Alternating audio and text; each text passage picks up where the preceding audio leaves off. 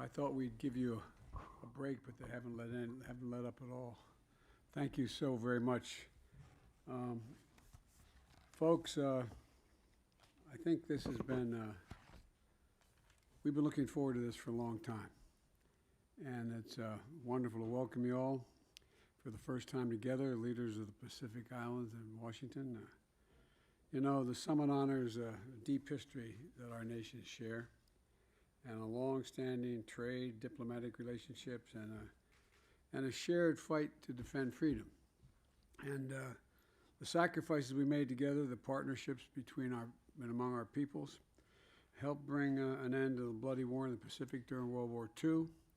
And recently, we honored the 80th anniversary of the Battle of Guadalcanal at a memorial in the Solomon Islands. And today, security in the Pacific and for the Pacific Islanders remains as critical as ever to us, and I hope to you as well. To secure the security of America, quite frankly, and the world depends on your security and the security of the Pacific Islands, and I really mean that. So this summit is also about deepening our enduring commitment to each other and our shared future. Our commitment to tackling the climate crisis, which threatens all of us. We're seeing the consequences of climate change around the world very vividly, including in the United States right now. And I know your nations feel it acutely, and for you all, it's an existential threat. It's an existential threat. And we're also committed to working together to equitably rebuild the global economy in the wake of COVID-19 and Russia's war. You know, to ensure an Indo-Pacific region that's free and open, one that is stable and prosperous, and resilient and secure. A great deal of the history of our world is going to be written in the Indo-Pacific over the coming years and decades, and the Pacific Islands are a critical voice in shaping that future.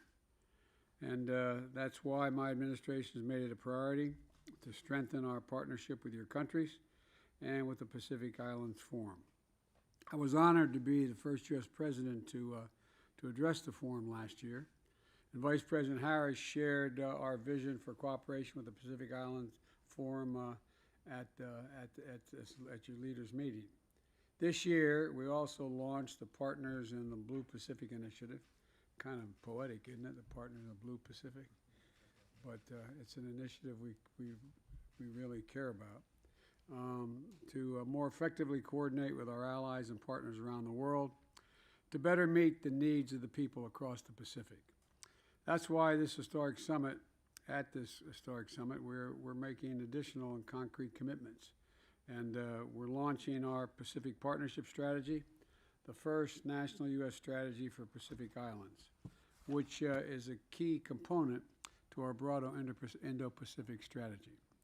We're also announcing more than $110 million in expended U.S. programs to improve the lives of Pacific Islanders, which includes more than $130 million in new investments to support climate resilience and to build sustainable blue economies in the Pacific Islands, prepare for climate impacts on public health and food security, and to strengthen sustainable development, and also to build a better early warning capacity to predict, prepare for, and respond to climate hazards. This is going to build on approximately $375 million in climate programs we currently have in the region. We're also taking several important diplomatic steps.